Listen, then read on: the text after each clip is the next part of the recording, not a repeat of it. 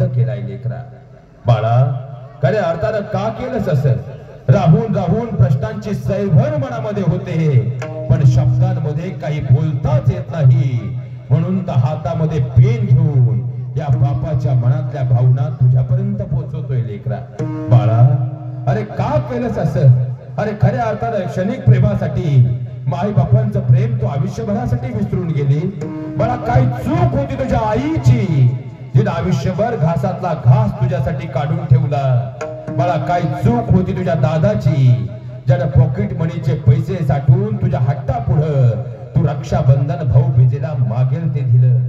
बाळा, काय चूक होती तुझ्या बापाची, त्यानं आयुष्यभर घासातला घास तुझ्यासाठी काढून ठेवला.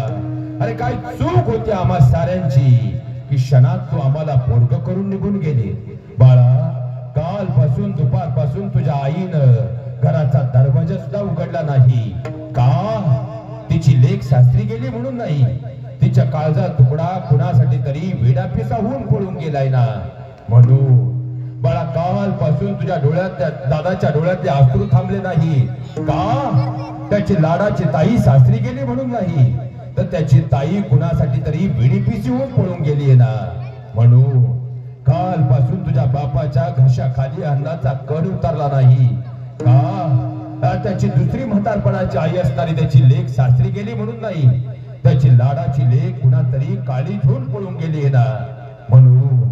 बाळा, तुला आठवत नसेल, पण तुझा जन्म झाला ना तेव्हा 60,000 तुझ्या सिजरचे भरायला माझ्याकडे पैसे नव्हते. त्या बापानं अनेकांच्या पायावर डोकं टेकवलं, तेव्हा खऱ्या अर्थानं हॉस्पिटलचे पैसे भरले आणि तो बाप घरी लक्ष्मी आली म्हणून गावात आनंदानं सगळ्यांना सांगू लागला.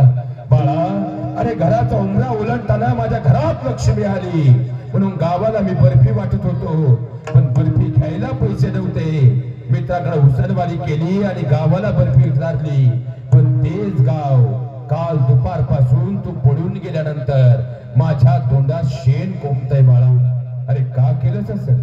अरे खऱ्या अर्थानं तुला वाटत असेल तुझा प्राण आहे, तो तुझा जीव आहे. 1 वर्षात तो तुझा प्राण तुला वाटू लागला, पण 20 वर्षा बापानं तळहाताच्या फोडासारखं प्राण होऊन जपलं, हे तुला त्या पुढे दिसलंच नाही. बाळा, तू म्हणत असशील तो तुझा जीव आहे, तो तुझा प्राण आहे, पण तो तुझा फक्त प्राण आहे. पण तुझ्यासाठी हा बाप प्राण देऊ शकतो हे एवढ्या वर्षात नाही कळालं तुला. झाली चूक तुझी, आज नाही कळायची, पण जर कधी माग फिरायची वेळ आली तर पुन्हा धावत ये. हा बाप रागवेल, मारेल, बोलेल, पण बाळा पुन्हा तुला कुशीत घेईल, कारण हा तुझा बाप आहे. तुझ्यामध्ये त्याचं विश्व पाहणारा हा तुझा शेतकरी बाप आहे.